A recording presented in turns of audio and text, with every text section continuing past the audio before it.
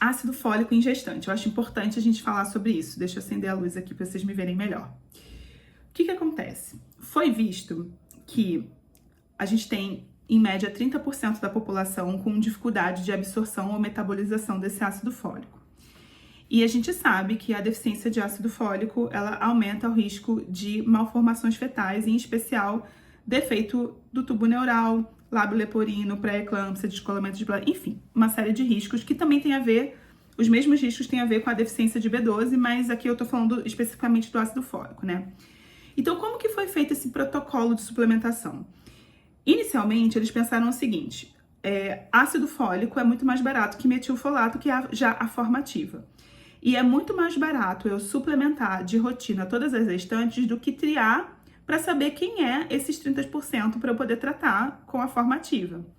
Então, foi indicada uma suplementação de rotina, mas eles precisavam dar uma dose que fosse suficiente para suplantar essa dificuldade de absorção, que fosse absorvida por qualquer pessoa, mesmo quem tem a dificuldade de absorção. E aí eles fizeram uma conta, então assim, a ingesta diária recomendada de ácido fólico para gestantes, deixa eu até mostrar aqui para vocês, é em torno de 600 microgramas por dia. Lactantes 400, adultos, homens e mulheres 400. Mito, lactantes 500, adulto 400. Então o que aconteceu?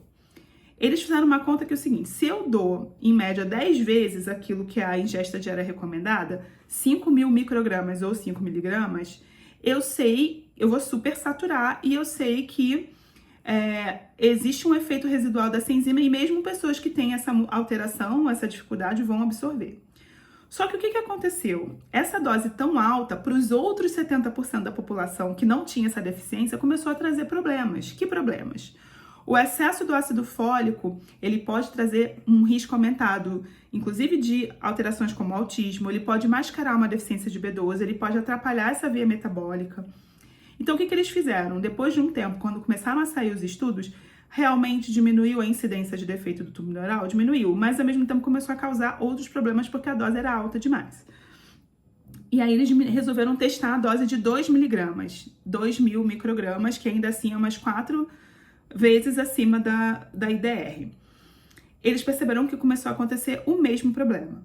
E aí, então, eles resolveram passar a recomendar o metilfolato, que é a forma ativa, na dose de 240 microgramas, que é abaixo da IDR, que eu também não consigo entender, enfim, o porquê. O que isso significa? Por que eu acho importante falar isso para vocês? O problema não é a gente ter uma medida de saúde pública para cuidar disso. O problema é que essa recomendação de suplementação universal, ela deve ser feita quando eu não tenho condições de individualizar. Se eu tenho condições de individualizar, se eu conheço essa mulher, se eu tenho condições de dosar o ácido fólico, dosar a homocisteína, de suplementar, tem mulheres que não vão ter condições de comprar porque assim, gente, o ácido fólico de 5 miligramas, ele custa 10, 15 reais. O de 2 miligramas custa 30, 40 reais. E o metilfolato de 240 custa 100 reais. Me explica como que uma dose mais baixa pode ser mais cara, né? Mas é justamente por isso, que é mais moderno, tá? E é isso. Então, assim, eu sou super a favor da suplementação universal quando eu não tenho condições de individualizar para essa paciente. Mas se eu tenho condições de individualizar, a individualização, ela tem que ser, ela não pode ser, vamos dizer assim, a suplementação de protocolo não pode suplantar a individualização. A individualização é o que diz se a gente deve suplementar essa gestante ou não.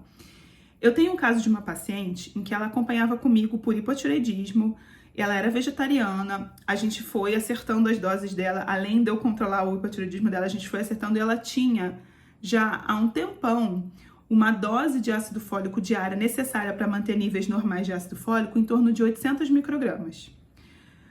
Aí, a gente fez todo esse preparo porque ela queria engravidar, a gente encontrou a menor dose efetiva para ela de B12, de ácido fólico, de ferro, e ela engravidou usando 800 microgramas. Quando ela chegou no obstetra, o que o obstetra fez? Não, para de usar esses suplementos manipulados e vamos usar o suplemento do protocolo, que era 240 de metilfolato.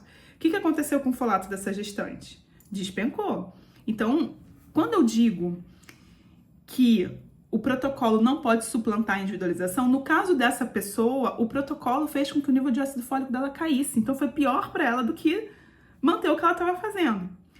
E eu tenho pacientes que têm um ácido fólico normal que não precisariam suplementar. E elas ficam morrendo de medo de não suplementar porque não é explicado de onde está vindo esse protocolo. Então, assim, se eu tenho condições de avaliar meu nível, eu sei que meu nível está normal, que eu não preciso de suplementação, será que eu tenho que suplementar só porque está no protocolo, mesmo sem necessidade?